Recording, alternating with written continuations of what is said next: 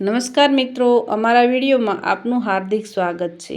જો અમારી વાત પસંદ આવે તો અમારી ચેનલ લાઇક, શેર ને સબસ્ક્રાઈબ કરવાનું ભૂલશો નહીં।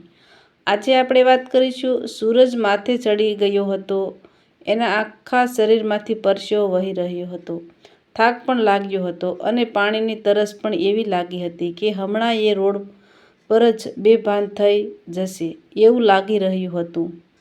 આમ છતાં એ સામાનથી લદોલદ હાથ લારી ખેંચી રહ્યો હતો। જ્યારનો સમજતો થતો ત્યારનો હાથ લારી ખેંચે છે। પહેલાં બાપુને મદદ કરવા સ્કૂલ છોડીને પણ એ બાપુ સાથે હાથ લારી ખેંચવા જતો રહેતો, એને મજા આવતી। એના બાપુ એને પડીકામાં બાંધેલી જલેબી અપાવતા, પણ એ એકલો પડીકું પણ ના ખોલે। જ્યારે ખરા બપોર થાય અને બાપુ ખાવા માટે લારી ઘર તરફ વાળે ત્યારે એ ઘેરે પહોંચતાની સાથે જ પડીકું ખોલવા માંડે અને બા અને નાની બહેનની સાથે બેસીને જલેબી ખાય। એને ક્યારેય એકલાએ નહોતું ખાધું।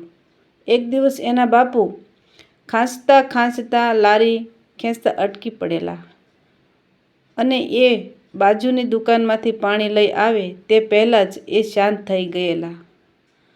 આ પહેલાં એને મૃત્યુને જોયું નહોતું, ફક્ત વાતો સાંભળી હતી। એ દિવસે એની છગ્ગી આંખે એના બાપને મરતા જોયો હતો। એ જ હાથ લારીમાં એ એકલો એના મરેલા બાપને ખેંચીને એના ઝૂંપડે લેતો આવેલો। થોડી વારમાં બધા લોકો ભેગા થઈ ગયા। એની બા અને એની બેન ચોધાર આંસુએ રડતા હતા, પણ એ સહેજ પણ રડેલો નહીં। એ બાને અને બેનને છાના રાખવાની કોશિશ કરતો રહ્યો। એ રાતે એ ખાધા વગર એકલો બાપુની ખાટલીમાં સૂઈ ગયો। સવાર પડતાની સાથે જ એ લારી લઈને નીકળી પડેલો।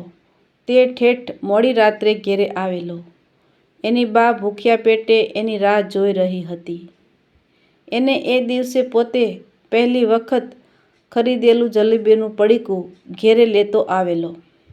એને બેનને ઉઠાડી ત્રણેય જણ સાથે જમવા બેઠેલા। સાથે જમવાનો ક્રમ આજે પણ એને જાળવી રાખ્યો છે।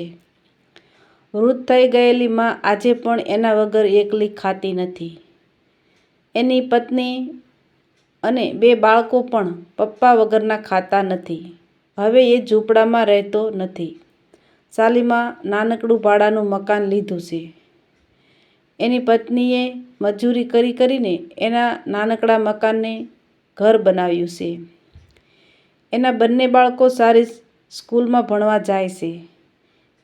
એ ગમે તેટલો થાકી ગયો હોય તો પણ જ્યારે ઘરે પત્ની અને બાળકો પાસે આવે ત્યારે એ ખુશ મિજાજ હસતો જ હોય। એ રોજ વૃદ્ધ બાના પગ દબાવતો દબાવતો બાળકો અને પત્ની સાથે અલક-મલકની વાતો કરતો હોય। અત્યારે એ બાપુના વખતથી જે શેઠની ફેક્ટરીનો માલ ખેંચતો હતો તે જ શેઠનો માલ આજે પણ ખેંચી રહ્યો હતો। ગમે તેટલો થાક લાગે તો પણ શેઠનો માલ સમયસર પહોંચાડ્યા વગર એ અટકવા માંગતો ન હતો। પરસેવે રેબઝેબ એ શેઠની ફેક્ટરીએ પહોંચ્યો। એને જોયું કે ફેક્ટરીના આંગણે નવી નક્કોર લોડિંગ ટેમ્પો રિક્ષા ઊભી હતી। શેઠના દીકરા નાના શેઠ બધાને કંઈક સૂચના આપી રહ્યા હતા। એને મનમાં ફાળ પડી, કંઈ પણ બોલ્યો વગર એ ચૂપચાપ હાથ લારીથી માલ ઉતારવા માંડ્યો। એટલામાં નાના શેઠ એની નજીક આવ્યા, એના ખભે હાથ મૂક્યો, એને લોડિંગ ટેમ્પો રિક્ષાની ચાવી આપતા બોલ્યા, હવે લારી ખેંચવાનું બંધ અને આ રિક્ષાથી માલ ફેરવવાનો। તારે તો હજી મારી સાથે ઘણું કામ કરવાનું છે। તારા બાપુની જેમ અધવચ્ચે રસ્તામાં મરી જવાનું નથી, સમજ્યો ને? તારો દીકરો અને મારો દીકરો એક જ સ્કૂલ અને એક જ વર્ગમાં ભણે છે। એને ભણાવી ગણાવી મોટો સાહેબ કરવાનો છે ને?